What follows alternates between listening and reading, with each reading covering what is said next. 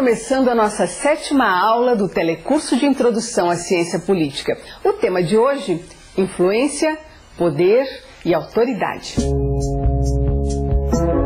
Estudar política é estudar a influência e quem é influente.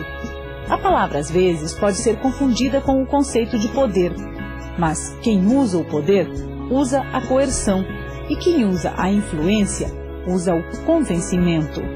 Já quem tem autoridade tem o poder formal, como os policiais.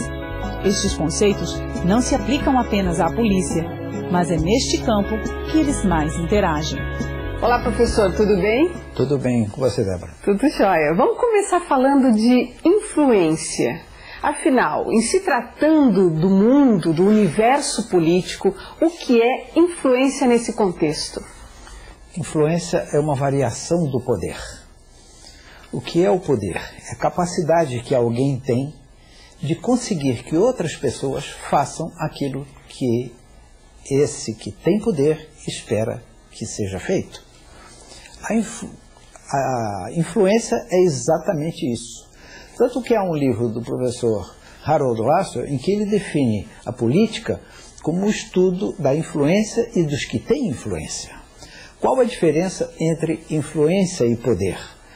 A diferença é que a influência é induzida e o poder é imposto.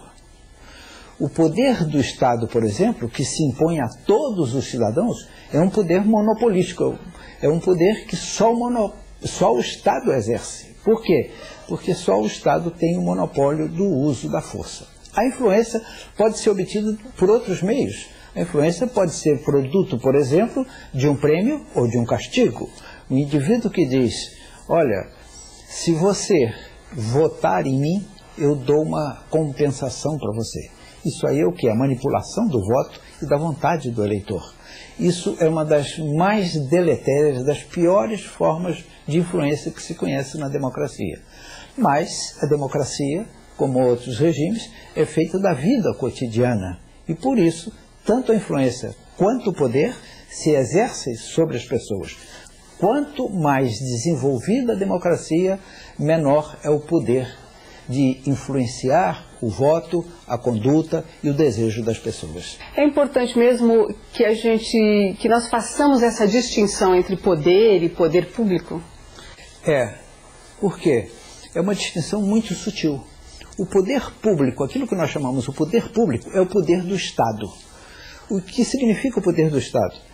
O Estado é a única forma de poder que tem um monopólio da coerção legal. Isso significa que ele pode reduzir a obediência todos os que vivem no âmbito do seu território, até com o uso da força, se necessário.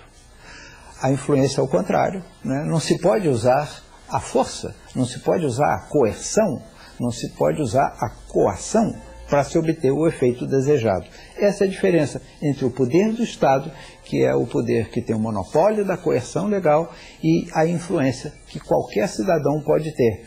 A influência da popularidade, a influência do dinheiro, a influência de outras formas, né, que permitem usá-la para se obter um fim desejado. O Estado não usa isso. O Estado usa o seu poder da força, do monopólio da coerção legal.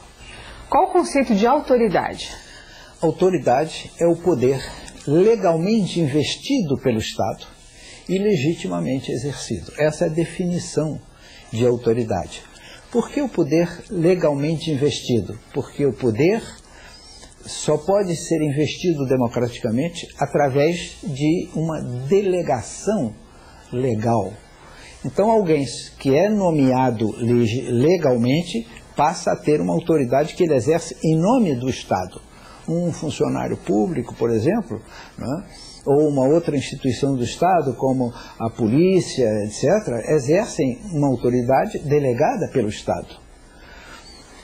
Essa delegação do Estado é que torna o poder público passível de exercer a sua autoridade pela força, com o uso da força. No entanto, é preciso ter em conta que nos regimes democráticos não basta que essa autoridade seja legalmente delegada. legalmente investida, é preciso que ela seja também legitimamente exercida. Se no exercício da autoridade ela abusa do exercício da força, né, do uso imoderado da força, ela evidentemente que se torna uma autoridade ilegítima. Então veja que a autoridade é um conceito que tem que ser usado com muito critério, especialmente se o regime é democrático. Para quê? Para que não haja uso abusivo da força. Por isso é que se diz que ele é legalmente investido e legitimamente exercido, porque o exercício ilegítimo torna a autoridade, o uso da autoridade ilegal. Professor, como exemplificar esses fatores influentes? Quem são os que exercem a influência e de onde vem essa influência? É preciso lembrar que quando você fala influência, nós associamos logo a palavra influência ao conceito de poder. Quem é influente? É aquele que tem poder. Que formas de poder? O poder se manifesta de diversas maneiras. Um artista de grande popularidade tem influência? Evidentemente que tem influência. As suas atitudes, os seus hábitos, as suas palavras, os seus conselhos são seguidos por aqueles que o admiram. Quem tem fortuna, dinheiro, é outra forma de exercer influência, de ter influência. Por quê?